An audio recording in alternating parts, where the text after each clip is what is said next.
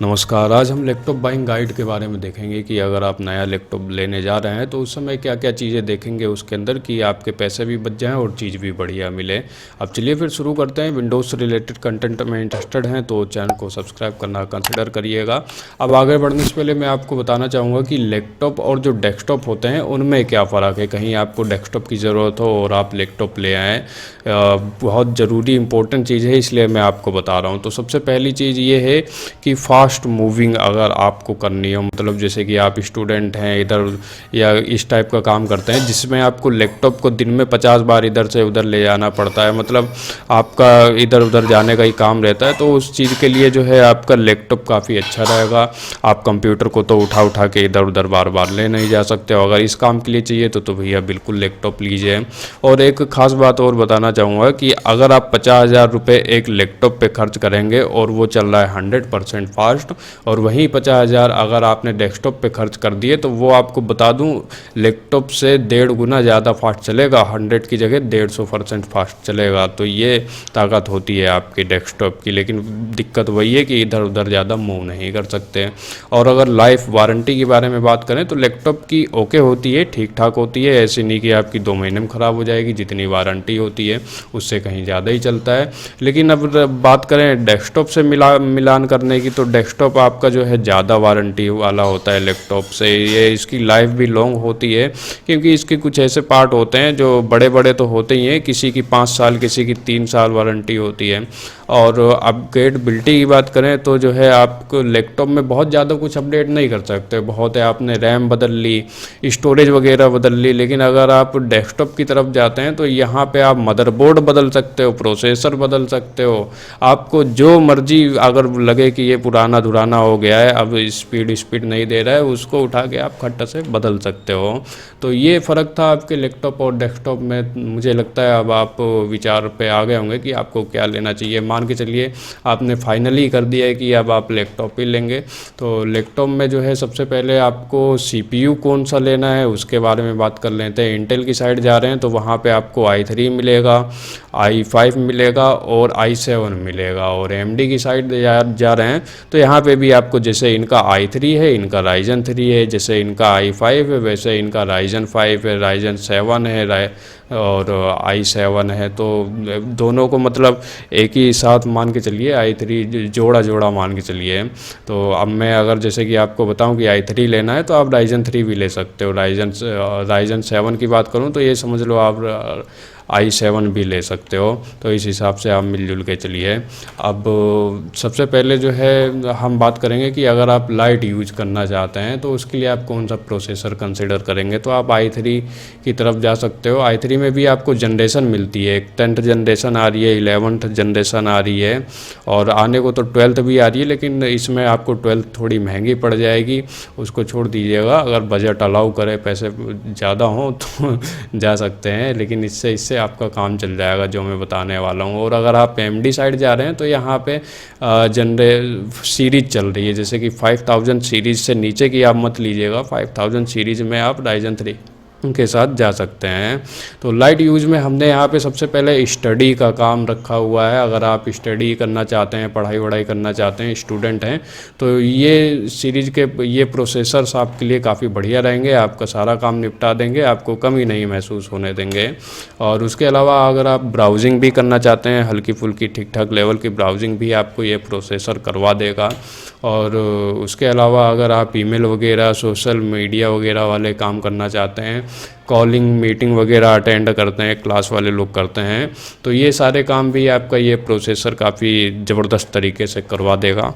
इसके अलावा अगर आप ऑफिस का काम भी करना चाहते हैं, जैसे ऑफिस के एक्सेल वगैरह, ये माइक्रोसॉफ्ट ऑफिस वाले सॉफ्टवेयर चला लिए, और भी टैली वगैरह, मतलब ऑफिस के और भी 3600 काम होते हैं, वो सारा जो है आपका ये प्रोसेसर करवा देगा बिल्कुल आराम से। इसमें भी कोई दिक्कत वाली बात नहीं है।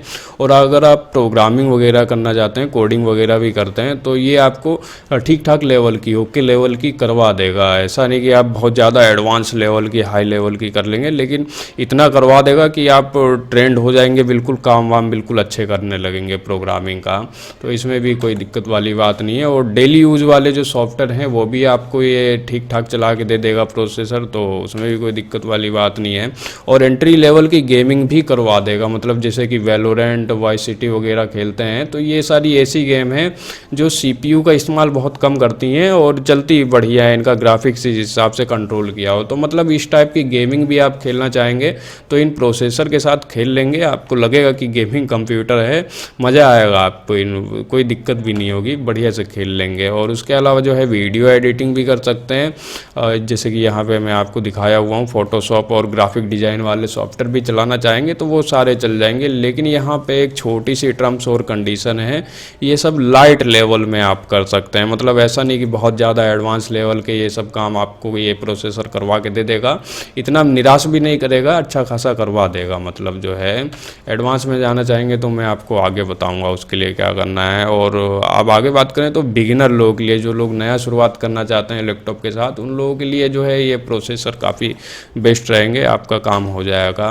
अब मीडियम यूज की बात करें जिसमें हमने i5 को रखा हुआ है और Ryzen 5 को, यहाँ पे मैंने 12th जनरेशन भी ऐड कर दी है। और Ryzen 5 की तरफ आएंगे तो यहाँ पे 6000 सीरीज़ इनकी चल रही है, उसको भी मैंने ऐड कर दिया है। अगर आपके पास बजट अच्छा हो तो आप ये 6000 और 12th जनरेशन को भी ऐड कर सकते हैं, नहीं तो बाकी ये 11th और 10th और ये 5000 से भी आपका काम कर चल जाएगा।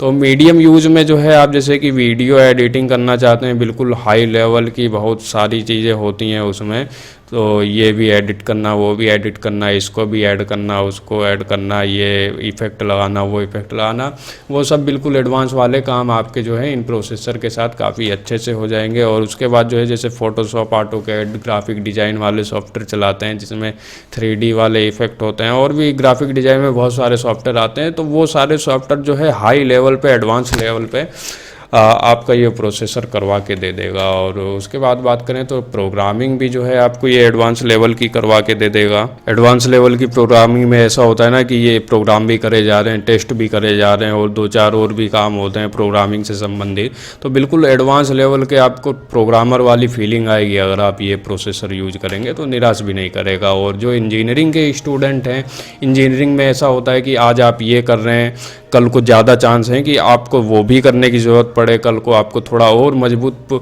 कंप्यूटर लेने की ज़रूरत पड़े। तो अगर आप Ryzen 3 या i3 के आप पास चले जाएंगे ना, तो वो हो सकता है आपको निराश करें। इसलिए मैंने जो है इंजीनियरिंग स्टूडेंट्स के, इस टाइप के लोगों के लिए जो है ये Ryzen 5 और i5 रख दिया है, ताकि इसमें आपको निराश ना होना पड़े और लगातार ये आपका काम करवाते रहेगा। तो ये भी बिल्कुल परफेक्ट है आप लोगों के लिए। और जो है ऑफिस वर्क, मैंने आपको ये Ryzen 3 i3 में भी दिखाया था, लेकिन यहाँ पे मैंने आपको ये हैवी लिख के दिखाया हुआ है कि मतलब जो है आप हैवी लेवल का, मतलब जो है तमाम सारी एक्सेल की फाइल खोले पड़े हुए हैं, ब्राउजिंग करे जा रहे हैं, और अलग अलग एक बिजनेस वाले सॉफ्टवेयर भी खोल के रखे हुए हैं, और आपको उसमें स्पीड भी चाहिए कि खट से मेरा ये भी खुल जाए, फट से वो खुल जाए। तो इस टाइप का अगर आप इस लेवल का काम करना चाहते हैं ऑफिस वाला, तो भी आप इन प्रोसेसर के साथ जाएंगे, अच्छा लगेगा। और मिड रेंज लेवल की गेमिंग भी ये आपको करवा देगा, जैसे GTA 5 खेलना चाहते हैं, RDR2 खेलना चाहते हैं, Forza Horizon 5 खेलना चाहते हैं, इस टाइप की गेमें भी आपको जो है अच्छे खासे लेवल पे ये करवा देगा। मतलब जो है इसमें 60 से 120 FPS भी आपको मिल जाएंगे, और इस लेवल के FPS में गेमिंग करने में अलग ही मज़ा आता है। लेकिन ध्यान दें, इसके लिए आपको जो है अलग से GPU वाला लैपटॉप चाहिए होगा, मतलब जिस लैपटॉप में ये GPU लगा हुआ हो।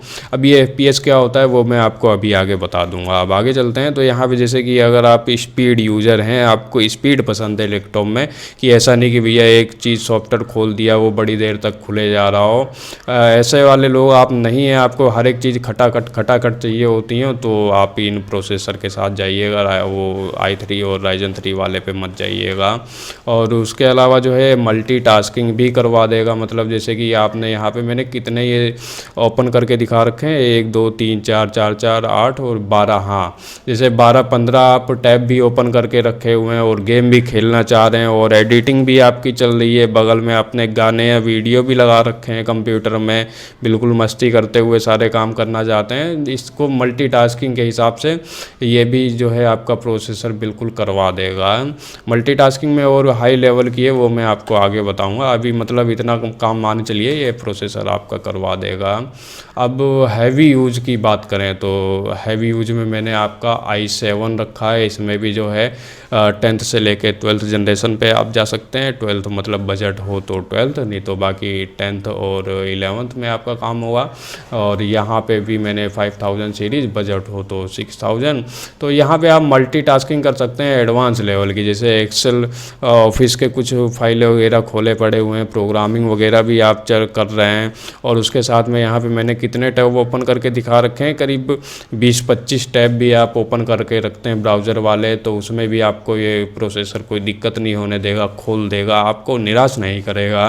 गेम भी खोल के पड़े हुए हैं, कभी कभी आप 10-15 मिनट के लिए गेम भी खेले ले रहे हैं और कोई डिजाइनिंग वाला सॉफ्टवेयर भी चला रहे हैं, एडिटिंग भी कर रहे हैं, गाने भी बजा रखे हैं। तो इतने 36 काम एक साथ ये आपका प्रोसेसर करवा के दे देगा, इतना दम है इसके अंदर, बहुत बढ़िया चलता है। मैं आपको अपनी बताऊं तो मैं खुद Ryzen 7 यूज करता हूं और मैं कितने भी सॉफ्टवेयर यूज कर लेता हूं एक एक ही बार में, कभी कभी ज़रूरत पड़ती है कि ये भी खोल लिया वो भी खोल लिया, तो मेरे को कभी निराश नहीं किया है इसने।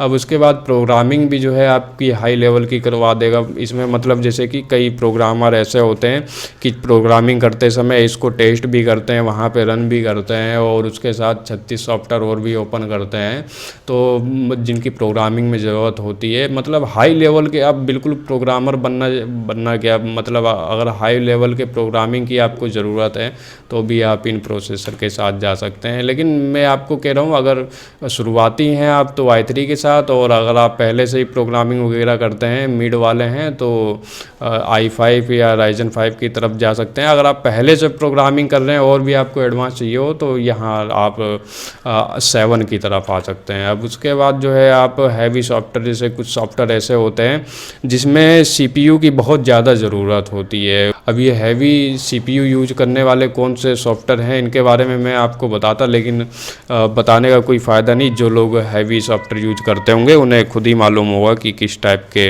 वो सॉफ्टवेयर होते हैं, उनके लिए क्या चीज़ चाहिए होती है। और उसके अलावा जो है आप हाई परफॉर्मेंस गेमिंग भी कर सकते हो इन प्रोसेसर के साथ में, जैसे कि माइक्रोसॉफ्ट फ्लाइट सिम्युलेटर है, इस टाइप की गेमें हैं, साइबरपंक वगैरह हैं, इस टाइप की गेमें बहुत ज़्यादा CPU की डिमांड करती हैं, तो उसमें जो है आपका ये काम आएगा। और ये प्रोसेसर जो है आपको 1080p पे 120 से 250 FPS की हाई सेटिंग पे गेमिंग करवा सकता है, जिसमें काफ़ी मज़ा आता है इस सेटिंग पे गेमिंग करने पे। और जो है अगर आप 4040 पे जाएंगे तो यहाँ पे आपको 60 से 120 FPS में हाई लेवल की गेमिंग भी करवा देगा। लेकिन इन दोनों के लिए जो है, ये जो मैं आपको गेमिंग और ये FPS बता रहा हूँ, इन सब के लिए जो है आपका अलग से GPU वाला लैपटॉप चाहिए होगा। कौन सा चाहिए होगा वो मैं आपको आगे बताऊंगा। अब बात करते हैं ये इंटेल और AMD दोनों में से कौन सा बढ़िया है। तो देखिए ऐसा है कि अगर आप i3 ले रहे हैं तो Ryzen 3 भी ले सकते हैं, दोनों एक ही टाइप के हैं। और i5 ले रहे हैं तो Ryzen 5 भी ले सकते हैं, उनमें भी कोई ज़्यादा फ़र्क नहीं है। i7 ले रहे हैं तो Ryzen 7 के पास जा सकते हैं। दोनों कंपनी वालों ने ऐसा सेटअप बना रखा है कि लोग ज़्यादा कंफ्यूज ना हो मॉडल नंबर में, एक दूसरे को जो है आपस में कंपेयर करके इन लोगों ने सीरीज़ बना रखी है। तो फाइनली जो है मैं आपको एक चीज़ और बताना चाहूँगा कि इंटेल जो है वो सिंगल कोर जो होती हैं प्रोसेसर की, उनमें थोड़ा आगे रहता है। जैसे कि यहाँ पे आप प्रोसेसर देख रहे हैं, इसमें जैसे ये कोर 0 है, कोर 2 है, कोर 4 है, तो ये सारी कोर आपके AMD में भी होती हैं, प्रोसेसर में होती हैं। तो फ़ायदा क्या है इंटेल का कि इंटेल जो है सिंगल कोर वाले परफॉर्मेंस में थोड़ा आगे निकल जाता है AMD से। मतलब जैसे कि सिंगल कोर प्रोसेसर वाले आप कोई स्पेशल काम कर रहे हैं, जैसे गेमिंग वगैरह हो गई, उसमें सिंगल कोर परफॉर्मेंस की ज़्यादा ज़रूरत होती है, तो उसमें आपका इंटेल आगे निकल जाएगा गेमिंग वाले कामों में और इस टाइप के कामों में। और जो AMD होता है वो मल्टी कोर वाले काम काफ़ी अच्छे से कर लेता है, जिसमें जो है मल्टी कोर वो परफॉर्मेंस वाले की ज़रूरत पड़ती है। मल्टी कोर में जैसे कि आप एडिटिंग वगैरह कर रहे हैं, वीडियो एडिटिंग या इस टाइप के कुछ काम कर रहे हैं, तो उसमें जो है मल्टी कोर वाले प्रोसेसर की काफ़ी अच्छी ज़रूरत होती है। वो काम जो है आपका AMD कर सकता है। तो इसमें आपको ज़्यादा कन्फ्यूज होने की ज़रूरत नहीं है, नहीं समझ आ रही तो कोई भी ले लो जो सही मिल जाए। और अब आगे बढ़ते हैं, यहाँ पे रैम की बात करेंगे। तो रैम में जो है आप कौन से साइज़ की रैम सेलेक्ट करेंगे, 4 GB है, 8 GB है, 16 GB है, 32 GB है, तो सबकी अलग अलग ज़रूरत है। मैं आपको पहले 4 GB के बारे में बता देता हूँ। 4 GB का मतलब जो है आज के ज़माने में कुछ भी नहीं है। 4 GB मतलब है ही नहीं आपके कंप्यूटर में रैम। 4 GB ले रहे हैं तो इसमें आप बहुत ज़्यादा कुछ नहीं, आप फिल्म वगैरह देख सकते हैं, छोटी मोटी ब्राउजिंग वगैरह कर सकते हैं, इससे ज़्यादा कोई काम नहीं करवा पाएगा। ये मैंने यहाँ पे ओनली इसीलिए लिखा हुआ है कि 4 GB रैम से आप इतनी ज़्यादा उम्मीदें मत रखिएगा, क्योंकि जो है आज के समय में विंडोज़ भी इंस्टॉल होता है तो वो 2 GB की जगह तो खुद ही घेर लेता है। अब 8 GB की बात करते हैं, ये आज के समय में मिनिमम है, कम से कम आपके कंप्यूटर या लैपटॉप में इतनी तो होनी चाहिए।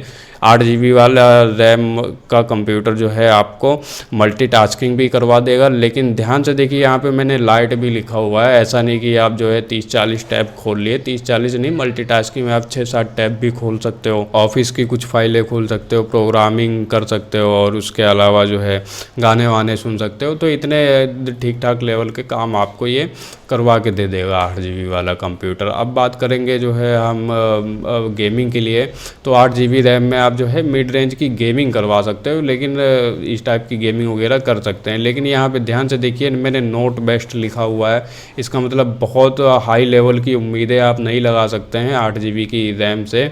इसके लिए जो है आपको रैम अपडेट करनी पड़ेगी। अपडेट करने के लिए एक सॉल्यूशन है, जो है आप ऐसा लैपटॉप लें जिसमें 8 से 16 GB की रैम लग जाए, मतलब जो है 8 GB पहले लगी हो, 16 GB आप बाद को लगवा लें। बाद को नए लैपटॉप में आप खुद से मत लगाइएगा, एक बार नया लैपटॉप होगा तो कंपनी से ही बात कर लीजिएगा, कंपनी मतलब सर्विस सेंटर से बात कर लीजिएगा।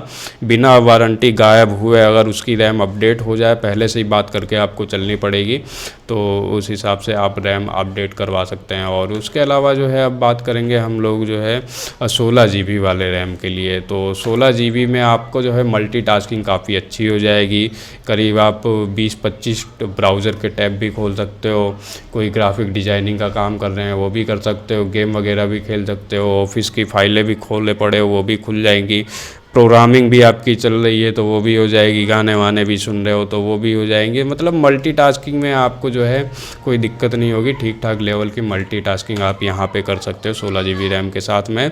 और जो है आप रैम हंग्री सॉफ्टवेयर अगर कुछ यूज करते हो जिसमें जो है रैम की ही बहुत ज़्यादा डिमांड होती है, तो उसके लिए तो आपको भैया 16 GB की ज़रूरत पड़ेगी ही। और अब बात करें आप गेमिंग की, तो गेमिंग आप 16 GB के साथ में फुल इंजॉय कर सकते हो। आपको लगभग हर एक गेम जो है 16 GB रैम के अंदर ठीक ठाक हो जाएगी, तो आपको रैम की तरफ से गेमिंग में कोई दिक्कत नहीं होने वाली है। अब एक चीज़ में कुछ चीज़ें रैम को सिलेक्ट करते समय मैं आपको नोट करने के लिए कहूँगा जो कि काफ़ी ख़ास हैं। तो सबसे पहली चीज़ ये है कि बाय ओनली अपग्रेडेबल, मतलब ऐसा लैपटॉप खरीदें जिसमें आप रैम अपडेट कर सकते हो। मार्केट में ऐसे लैपटॉप भी आ रहे हैं कि भैया उनमें 8 GB लगा के या कुछ फलाना GB रैम लगा के दे दी, तो वो उससे आगे नहीं आप अपडेट कर सकते हो। ऐसा हो सकता है कि आप आज ये चला रहे हो तो कल आपका मन करे कि नहीं भैया मैं वो भी चलाऊंगा, और पता चल रहा है वो चलाने के लिए आपको और रैम की ज़रूरत पड़ रही हो। तो इस केस में अगर आपने ऐसा लैपटॉप ले लिया है जिसमें रैम अपडेट नहीं हो सकती, तो दिक्कत वाली बात हो जाएगी। रैम अपडेट के लिए आप जो है चेक कर लीजिएगा, जो नया लैपटॉप ले रहे हो उसमें डुअल स्लॉट है ना, इस टाइप के होते हैं डुअल स्लॉट, मतलब डिज़ाइन इसी पे नहीं, थोड़ा ऐसे वैसे भी हो सकता है। कुल मिला के कहने का मतलब ये है कि जिसमें 2 रैम लग जाए, 8 GB की इधर लगाई, 8 GB की इधर लगाई, 16 GB का लैपटॉप बन गया। मैं आपको अपनी बात बताऊं तो मेरा भी लैपटॉप पहले 8 GB का था, मैंने एक 8 GB की अलग से ख़रीदी, बिल्कुल सेम फ्रिक्वेंसी वाली, और लगा दी, तो अपडेट के लिए काफ़ी अच्छा रहता है। और उसके अलावा एक सोल्डरेड और ऑन बोर्ड मेमोरी आज के समय में जो है काफ़ी चल रही है, मेमोरी या रैम कह लो। तो इसमें ऐसा होता है कि जिन लैपटॉप में सोल्डरेड या ऑन बोर्ड मेमोरी लगी हुई है, आप लैपटॉप जब ऑनलाइन सर्च करोगे तो वहाँ पे स्पेसिफिकेशन में उन्होंने लिख रखा होता है कि इस लैपटॉप में ऑन बोर्ड मेमोरी या सोल्डरेड मेमोरी लगी हुई है। तो इसका मतलब क्या है कि मैं आपको बता दूं, जैसे कि आप पिछली बार यहाँ पे देख रहे थे कि ये इसमें जो लैपटॉप की रैम है वो अलग से लगा रखी है, इसे आप निकाल भी सकते हो। लेकिन ये इसमें क्या होता है कि आपकी जो रैम है वो उसके मदरबोर्ड के ऊपर चिपका दी जाती जाती है, सोल्ड कर दी जाती है। आप इसे अपडेट नहीं कर सकते हो, अपडेट में बाद में दिक्कत होती है फिर, मतलब बिल्कुल ना ही कर सकते हो, ये कोई स्कोप नहीं होता। तो ऐसे लैपटॉप को मैं कहूँगा, अगर आपको पहले से ही 16 GB बिल्कुल उसकी हाई लेवल पे रैम लगी हुई मिल रही है तो ले सकते हो। जैसे कि आपको 16 GB डायरेक्ट मिली जा रही है और 16 GB की लिमिट है। लैपटॉप की भी लिमिट होती है ना कि भैया उसमें आप 16 GB तक अपडेट कर सकते हो, 32 GB 8 GB। तो अगर उसकी लिमिट के हिसाब से ऑन बोर्ड मेमोरी लगी हुई है तो आप ले सकते हो। लेकिन मैं जहाँ तक आपसे रिक्वेस्ट यही करूँगा कि ऑन बोर्ड वाले लैपटॉप को थोड़ा अवॉइड करें, ज़्यादा बढ़िया रहेगा। अपडेट के लिए आपके पास स्कोप ख़त्म हो जाएगा। और फ्रीक्वेंसी की बात करें तो इसमें फ्रीक्वेंसी भी होता है, जैसे DDR4 2666, 2933, 3200 मेगाहर्ट्ज़ की ये फ्रीक्वेंसी होती है।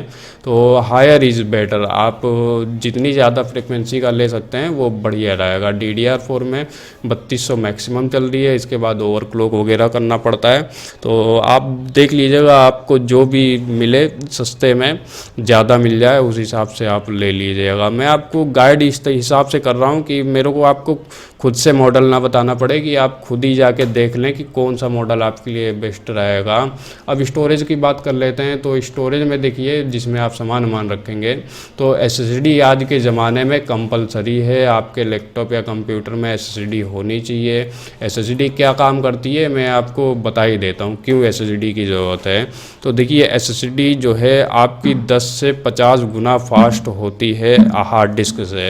आपके कंप्यूटर में जो हार्ड डिस्क नहीं होती है उससे ज़्यादा फास्ट होती है। एक एग्जांपल मैं आपको यहाँ पे देना चाहूँगा, जैसे कि SSD का जो हाथ है वो 10 किलो वज़न उठा सकता है, ठीक है। उसने 10 किलो वज़न उठाया, आगे रैम को दे दिया। लैपटॉप भी जो है 10 किलो वज़न उठा सकता है, ठीक है। आगे आपका 10 किलो फॉरवर्ड हो गया यहाँ पे। लैपटॉप ने CPU के पास भी 10 किलो का वज़न दे दिया, तो मतलब इसने इसको दिया 10 किलो, इसने इसको दे दिया, ठीक है। तो कुल मिला के आपको जो आखिरी में वज़न देखने को मिला, जो आपके घर पे सामान डिलीवर हुआ, वो 10 किलो का हो गया, ठीक है। आपको 10 किलो का माल मिला। अब वहीं अगर आप इसमें हार्ड डिस्क लगाए होते इस वाले में, तो हार्ड डिस्क की क्या क्षमता होती है, वो 1 ही किलो वज़न उठा सकता है। ये मैं एग्जांपल दे रहा हूँ मैं आपको। तो आपके ध्यान से देखिए, हार्ड डिस्क ने उठाया 1 किलो, ठीक है। उसने रैम को आगे दिया कितना, 1 ही किलो वो देगा। रैम उठाने को तो 10 किलो दे सकता है, उठा सकता है, लेकिन अब हार्ड डिस्क ने ही आगे 1 किलो दिया है। और ये भी जो है 10 किलो CPU भी आपका उठा सकता है, लेकिन पीछे से ये 1 किलो चल के आ रहा है। तो कुल मिला के आपके जो घर पे सामान डिलीवर होगा वो 1 ही किलो का होगा। तो ये एक छोटा सा एग्जाम्पल था, आप इससे समझ सकते हो कि SSD कितनी ज़रूरी है आज के ज़माने में। अब वो SSD भी जो है काफ़ी टाइप की आती हैं, जैसे कि इस टाइप की हैं, नीचे SATA वाली है, PCI वाली है। आपको अगर Ryzen 3 और i3 की तरफ जा रहे हैं तो कोशिश करिएगा कि आपको 240 GB के आसपास की मिल जाए। 256 GB की भी आ रही है, मतलब 250 GB के आसपास की आपकी SSD होनी चाहिए। और SATA के अलावा एक ये NVMe जनरेशन 3 PCI 3x4 की आ रही है, या ये भी ले सकते हो। ध्यान से देखिए, एक ये वाला मॉडल आपको मिल जाए 250 GB के आसपास तो ये भी ले सकते हैं, और SATA में मिल जाए तो SATA की तरफ भी जा सकते हैं, ठीक है। अब आगे बात करेंगे हम, जो है जो लोग i5 या Ryzen 5 ले रहे हैं तो उनको जो है कम से कम मैं कहता हूँ कि यहाँ पे SATA को हटा दीजिएगा, ठीक है। SATA की जगह आप 512 GB NVMe जनरेशन 3 की 3x4, ये देखिए पूरा होना चाहिए, ये वाली तो कम से कम होना चाहिए। ये NVMe जनरेशन 4 भी चल रही है और इसमें भी आगे के नंबर चल रहे हैं, वो आप मिल जाए तो ज़्यादा बढ़िया बात है, नहीं तो कम से कम इतनी तो लेनी ज़रूरी है। 512 GB साइज़ की कम से कम ज़रूर लीजिएगा, ठीक है।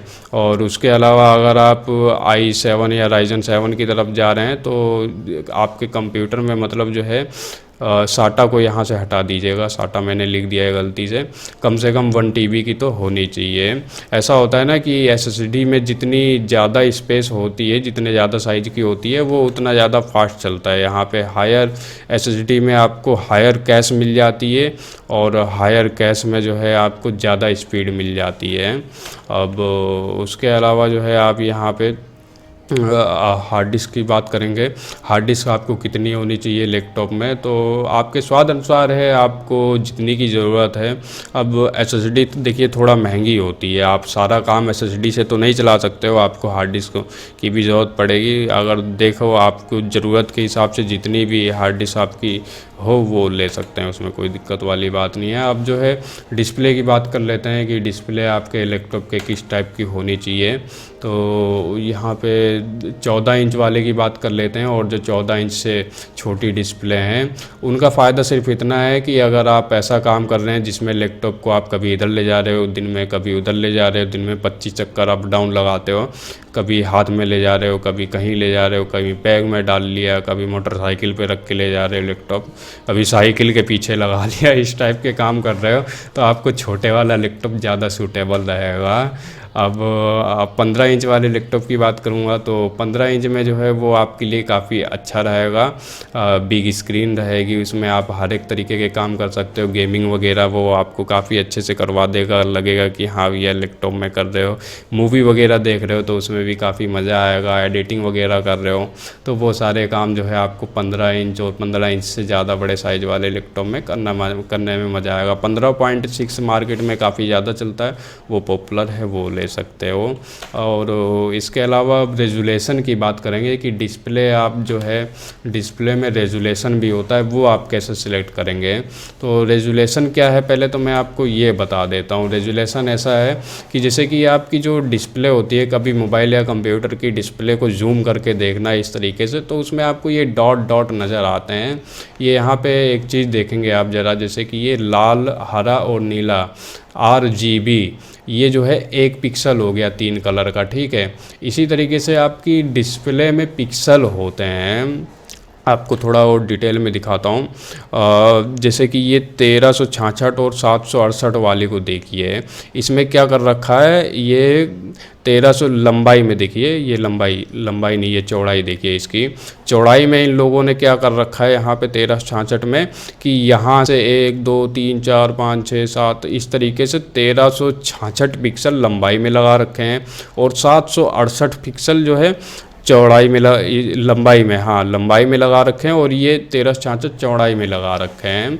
अब अगर आप इसमें कंजूसी कर देंगे कि अगर आपकी डिस्प्ले इतनी बड़ी है, ठीक है, इतने में ही आप इतने पिक्सल को फैला देंगे, तो ऐसा होगा कि ना कि थोड़ा इस तरह से बड़ा बड़ा धुंधला धुंधला दिखने लगेगा।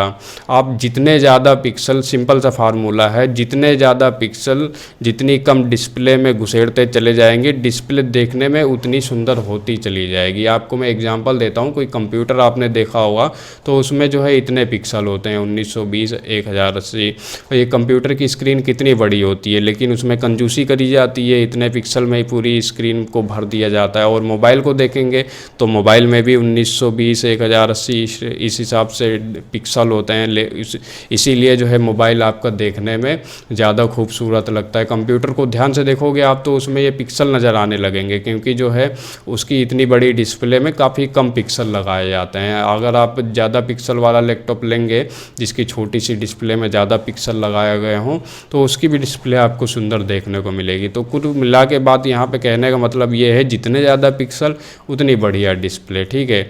1920 1080 ये मार्केट में स्टैंडर्ड चल रहा है, ये आपको ज़रूर लेना है। 1366 वाले की बात बताऊं तो 1366 वाला आप कब ले सकते हो, जब आपका लैपटॉप 14 इंच से कम हो, नहीं तो भैया इसको अवॉइड ही करिएगा, इसको मना ही करिएगा। 1080 1920 पिक्सल वाला आप जो है कम से कम अगर आपका 15 इंच का भी लैपटॉप है तो ले सकते हो। बाकी अगर आपके पास बजट ज़्यादा है और अगर आपको ज़रूरत है और ज़्यादा पिक्सल वाले की, तो वो भी ले सकते हो, उसमें कोई दिक्कत वाली बात नहीं है, बजट के ऊपर है। अब पैनल की बात कर लेते हैं। पैनल में मतलब जैसे IPS पैनल आता है, TN पैनल आता है, VA और OLED आता है, उसमें आपको कौन सा पैनल की तरफ जाना चाहिए, कौन से पैनल में क्या चीज़ें हैं। सबसे पहले मैं IPS पैनल के बारे में बताऊंगा। IPS पैनल में ऐसा है कि 180 डिग्री से भी आप देख सकते हो, मतलब जो है लैपटॉप आपका यहाँ रखा हुआ है, एक मिनट, लैपटॉप आपका जैसे यहाँ रखा है, आप बगल से मुड़ते चले गए, बिल्कुल बगल से भी देखोगे ना तो भी उसके कलर जैसे सामने से दिख रहे थे वैसे ही दिखेंगे। आप 3-4 लोग इकट्ठे मिलके देख रहे हो, 2-4 लोग, तो भी आपको ऐसा नहीं कि बाजू वाले को भूत दिख रहा है और आपको अच्छा दिख रहा है, उस वाले को बिल्कुल चुड़ैल नज़र आ रही है, तो ऐसा हिसाब किताब नहीं होगा। और कलर की बात करें तो एक्यूरेट कलर, बिल्कुल बेस्ट बोल सकते हो, बेस्ट दिखेंगे आपको इस आईपीएस वाले कलर में, आईपीएस वाले कलर में नहीं, आईपीएस वाले पैनल में। अब ये एडिटर लोगों के लिए, डिज़ाइनर लोगों के लिए ये पैनल काफ़ी रिकमेंडेड है। ये आप अगर इस टाइप का काम कर रहे हैं तो ज़रूर लीजिएगा, और मज़ा आता है आईपीएस वाला पैनल चलाने में, आपको मोबाइल से भी ज़्यादा अच्छा लुक नज़र में आएगा। मैं खुद आईपीएस यूज करता हूँ, बिल्कुल गजब लेवल की बात है। अब ये TNVL और OLED वाले पैनल की बात करें तो इसके बारे में मैं आपको कभी और डिटेल में वीडियो बना के ही बता दूंगा कि इनमें क्या फ़र्क है। अभी के लिए आप मान के चलिए आपको आईपीएस मिल जाए तो आईपीएस ले लेना, बहुत ही बढ़िया है। नहीं तो आपके पास बजट का हिसाब किताब, बजट का इशू है तो इनमें भी जा सकते हैं, कोई दिक्कत नहीं है। फ्रंट लुकिंग सब में काफ़ी बढ़िया दिखता है, ऐसा नहीं है कि सामने से कोई बेकार दिखेगा, सामने से तो सारे ही बढ़िया दिखते हैं। अब हम जो है रिफ्रेश रेट की बात कर लेते हैं। रिफ्रेश रेट भी आपको मालूम होना चाहिए। रिफ्रेश रेट जो है क्या चीज़ है, पहले तो मैं आपको बता देता हूँ। जैसे कि कोई वीडियो होती है, आपको मालूम होगा कि वीडियो जो है हमें दिखती है वो असल में वीडियो होती नहीं है, वो अंदर से तमाम सारी फ़ोटोएँ होती हैं। हमें एक ही साथ कई सारी फ़ोटोएँ दिखा दी जाती हैं, इस वजह से हमें लगता है कि हमने वीडियो देखी है। अब ऐसा होता है कि जैसे कि 1 सेकंड के अंदर 60 टाइम फ़ोटो को बदल दिया जाए, मतलब 1 सेकंड में आपको 60 फ़ोटोएँ दिखा दी जाए, तो ये हो जाएगा 60 हर्ट्ज़ या 60 FPS वाला। ठीक है, इसका रिफ्रेश रेट हो जाएगा 60 हर्ट्ज़, और FPS बोलना चाहें तो आप 60 FPS बोल सकते हो। स्टैंडर्ड की बात करें जो मार्केट में नॉर्मल चल रहा है, जिसको लेने में आपको कोई दिक्कत नहीं होनी चाहिए, ठीक ठाक चलेगा, वो है 60 हर्ट्ज़ वाला या 60 FPS, दोनों में से कुछ भी बोल सकते हो। तो ये आप ले रहे हैं, कोई दिक्कत वाली बात नहीं है, ठीक ठाक आपका काम हो जाएगा। और अगर 60 हर्ट्ज़ से ज़्यादा अगर आप लेना चाहते हैं तो वो गेमर लोगों के लिए होता है, जिनको इतने हर्ट्ज़ वाली, इतने FPS वाली गेमिंग करनी होती हो, या तो आपका कोई स्पेशल काम हो कि आपको इतने फ्रेम पर सेकंड चाहिए हो, तो इस टाइप का है सिस्टम, आप ज़्यादा पे जा सकते हैं। नहीं तो 60 वाला मैं एक बार फिर से कह रहा हूँ बेस्ट रहेगा। अब टच स्क्रीन वाले लैपटॉप की बात करें तो जैसे कि आपको कुछ ऐसा काम करना है जिसमें बार बार जूम करना पड़ता हो, स्क्रॉलिंग करनी पड़ती हो ऊपर से नीचे, इस टाइप का कुछ जैसे मोबाइल वाले काम होते हैं, इस टाइप के कुछ काम करने हैं तो बिल्कुल टच वाला आपके लिए बढ़िया रहेगा।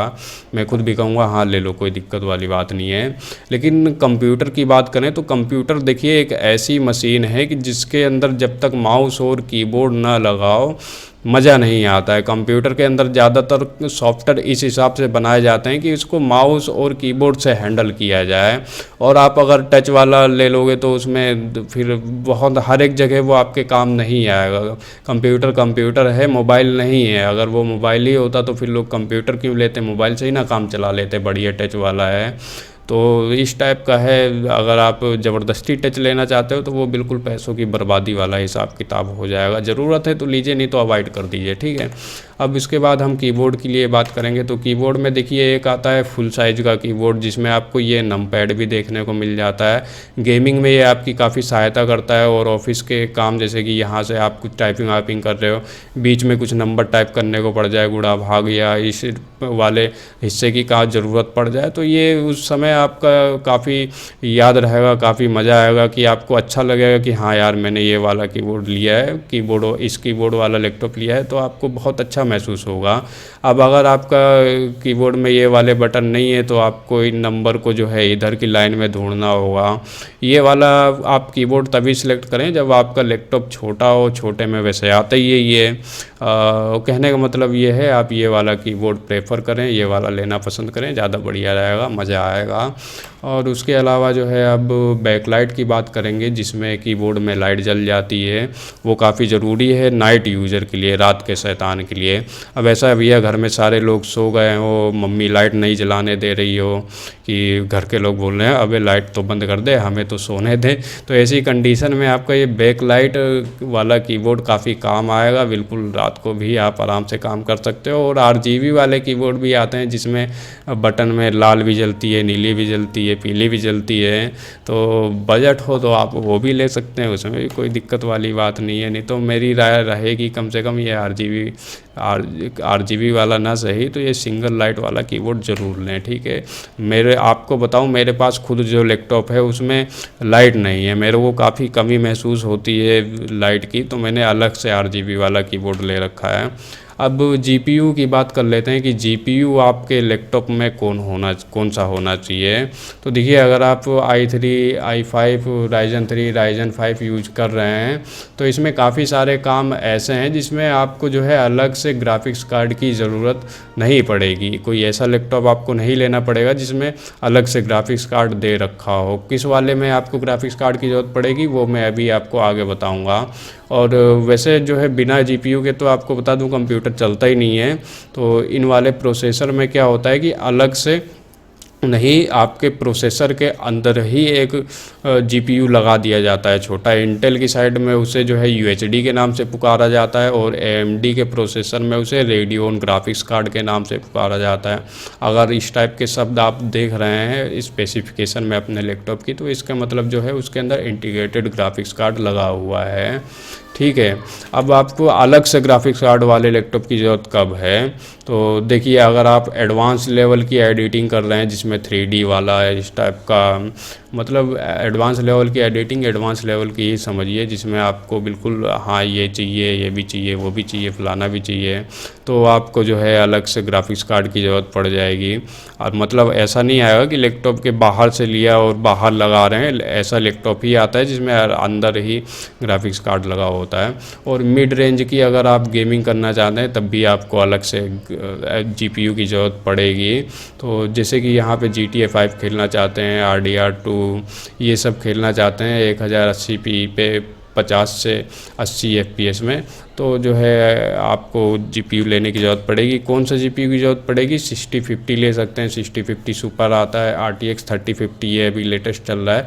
इन टाइप से जो है मैंने ये सेटिंग जो बताई हैं, इन सेटिंग पे आपका काम आराम से हो जाएगा। लेकिन ध्यान दें यहाँ पे, अगर आप ये GPU वाला अलग से लैपटॉप ले रहे हैं तो कम से कम रैम भी जो है आपको 16 GB की इस्तेमाल करनी पड़ेगी। अगर आपके पास 8 GB वाला लैपटॉप था तो आप अपडेट करके 16 बना सकते हो। जैसा भी करना है आपने, आप अपने हिसाब से करिए, लेकिन 16 GB तो होनी चाहिए इन सब कामों के लिए। और 512 GB NVMe भी होनी चाहिए, SATA वाली इस काम नहीं चलेगा। NVMe में SATA से भी 5-10 गुना और ज़्यादा स्पीड अभी आती है। अब बात कर लेते हैं हाई परफॉर्मेंस गेमिंग के लिए, जैसे शेडो वाली गेम है और ये फोर्जा होराइजन 5 है। इस टाइप की गेम आप खेलना चाहते हैं, वो भी 75 से 120 फ्रेम पर सेकंड में, वो भी हाई सेटिंग पे, तो आपको फिर और अलग ग्राफिक्स कार्ड हैं जैसे कि 6060 Ti, 6060 सुपर, RTX 3060 इस टाइप के ग्राफिक्स कार्ड की ज़रूरत पड़ेगी। और साथ में आपको 16 GB रैम और 512 GB की NVMe वाली Gen 3 SSD जो मैंने बताई वो भी चाहिए होगी। अब बात करेंगे हैवी, बिल्कुल वेरी हाई परफॉर्मेंस के लेवल की गेमिंग आप करना चाहते हैं, जैसे कि माइक्रोसॉफ्ट फ्लाइट सिम्युलेटर है, ये आपका CPU तो यूज करता ही करता है, उसके साथ में जो है आपका ग्राफिक्स कार्ड भी ये काफ़ी यूज करता है। आप ये सब गेम खेलना चाहते हैं 120 से 250 FPS की सेटिंग पे, इस टाइप की गेम है, तो उन सब चीज़ों को करवाने के लिए आपको जो है RTX 3060, RTX 3070 इस टाइप के ग्राफिक्स कार्ड की ज़रूरत पड़ेगी। और फिर से यहाँ पे रैम के बारे में बात करूँ तो ये सब काम कर रहे हैं। 16 GB रैम और 1 TB SSD हो तो बिल्कुल मज़ा ही आ जाएगा। इस हिसाब से जो है होना चाहिए सारा सिस्टम। अब अदर चीज़ों के बारे में बात करेंगे कि कुछ चीज़ें और भी हैं वो आपको ध्यान रखना चाहिए।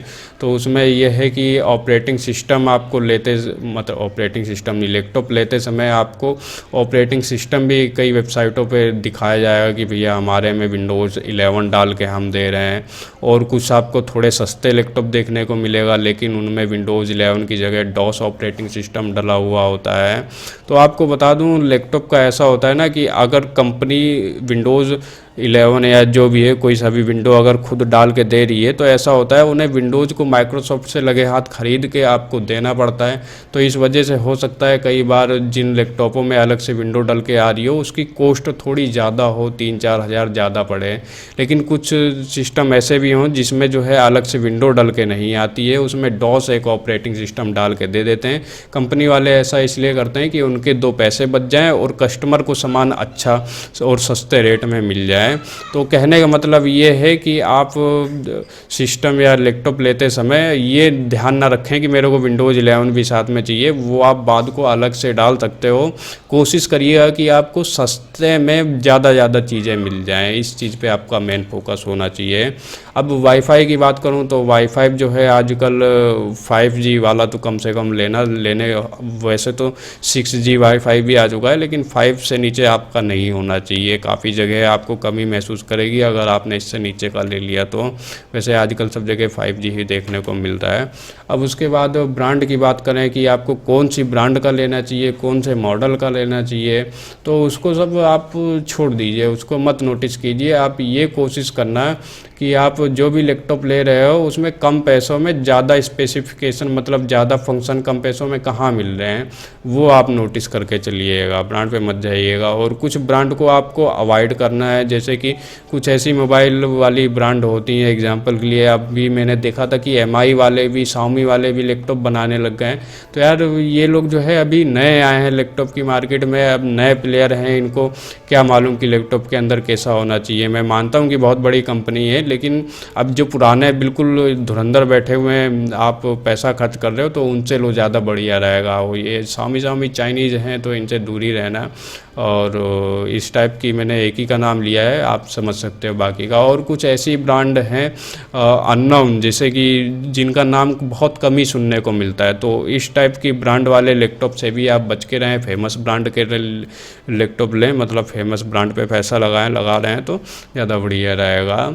अब ऑफलाइन और ऑनलाइन आपको कहाँ से लैपटॉप परचेज करना चाहिए, तो आपको मैं ये कहूँगा कि जहाँ पे फोकस ऑन प्राइस करिए, जहाँ पे भी आपको सस्ता मिल जाए वहाँ से लीजिए। लेकिन ऑफलाइन के लिए एक अलर्ट है, वो मैं आपको खुद से एक्सपीरियंस किया हुआ है बता देता हूँ। ऑफलाइन में ऐसा होता है जैसे कि आप इंटरनेट पे कोई मॉडल सर्च करके गए कि मेरे को फ़लाना ABCD वाला लैपटॉप चाहिए, दुकानदार के पास जाएंगे तो वहाँ पे पता है क्या होता है कि वो आपको बताएंगे कि नहीं जी आपके वाला तो बेकार है, ये हमारे वाला है, कि ये वाला मॉडल है, ये नया आया है, ऐसा आया है, वैसा आया है। वो कुल मिला के कहने का मतलब ये है कि अपने सस्ते वाला आपको चेपने की कोशिश करेंगे, तो उस चीज़ों और आपके वाला जो आप सेलेक्ट करके गए उसको वो बेकार बताएंगे। कुछ इस टाइप की हरकत भी कई दुकानों में होती है।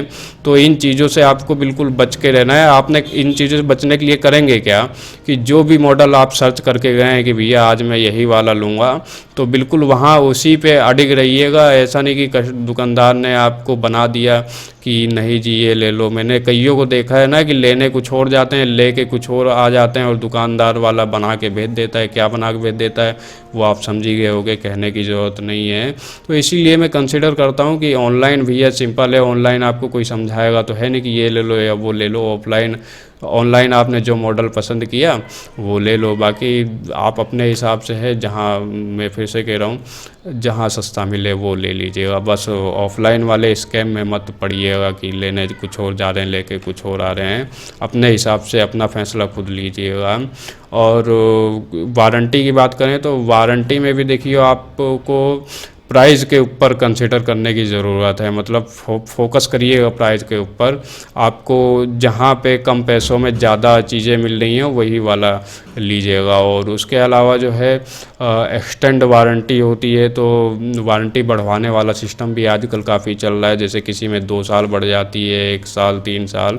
तो अगर आपको ऑफ़र मिलेगी वारंटी बढ़ रही है आपके लैपटॉप की तो ज़रूर बढ़वाइएगा, काफ़ी फ़ायदे में रहते रहेंगे आप। मैं अपनी बताऊं तो मेरी एक LCD थी, कि वो क्रैक हो गई थी इधर से उधर ले जाने में। वारंटी में था तो मैंने कंपनी वाले को बताया कि भैया अपने आप पता नहीं कैसे हो गया, क्या हुआ, इसकी लाइनें लाइनें क्रैक आ रही हैं, गड़बड़ सी हो गई। कंपनी वाले बदल के चले गए। तो ये होता है वारंटी बढ़वाने का फ़ायदा। अब इसके अलावा अगर आपने चैनल को लाइक सब्सक्राइब ना किया हो तो वो कर लीजिएगा और ज़रूर करिएगा। मैं क्योंकि कुछ ऐसे वीडियो भी अब आपको बना के दूंगा जैसे कि VN पैनल, TA पैनल, ये और भी तमाम सारी चीज़ें होती हैं, उनके बारे में मैं अब आपको डिटेल में बताऊंगा। तो उन सब के लिए जो है आपने चैनल को ज़रूर लाइक सब्सक्राइब किया हो, जानकारी मैं आपके साथ शेयर करना पसंद करूंगा। और कोई विचार वगैरह हो तो वो भी आप कमेंट सेक्शन में शेयर कर सकते हैं। बाकी ध्यान रखिए अपना। जय हिंद, जय भारत।